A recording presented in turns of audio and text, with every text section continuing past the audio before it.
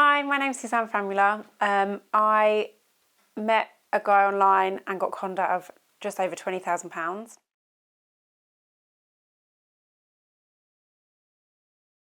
We first met in the December and then off and on for a few months, and then got a bit more serious in the May, and then he just asked me money for mortgage, council tax, bills, hospital stays, for going private, and then I realised after a couple of months that it was all a lie. I started the process of getting him done for it, which took, and is still taking forever, but he's been in prison and I had my money back.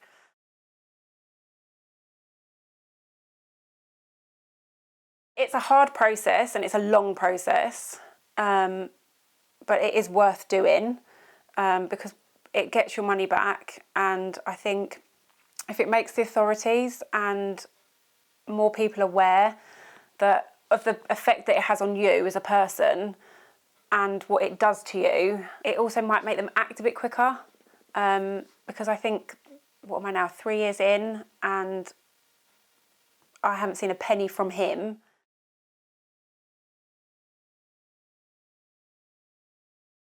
It needs to be taken a bit more seriously, because, I mean, at one point I was phoning Samaritans trying to get help.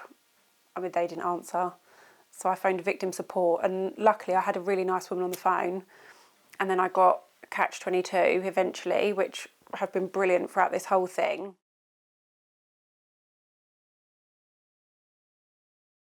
I can't afford a solicitor or anything, so if I can do it that way, I know other people can.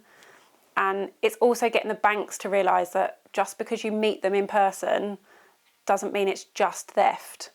It is fraud because they're lying about what they need the money for, like he did to me. And they didn't take that into account at all. And I had to take them to the financial ombudsman, which was 18 months of back and forth, them putting words in my mouth and kind of lying, and it's been a lot.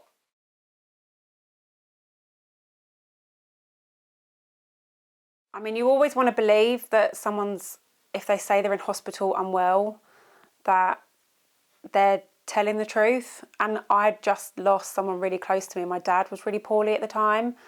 So I suppose I was in a bit more vulnerable state than what I would have been if I hadn't have had that happen. There were red flags. I think I just thought I was helping someone in need and trying to be a nice person to help someone out who I thought was really poorly and wasn't as poorly as they said they were. I even showed my friends his profile. It was all very normal.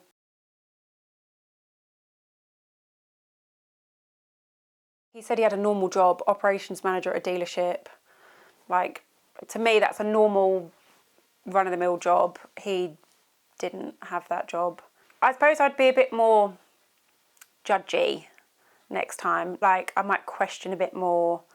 I suppose, just delve deeper into them as a person rather than almost taking their word for it. If they say, oh, I work here, then you ask them where they work in a different way, or just kind of fact-checked, I suppose.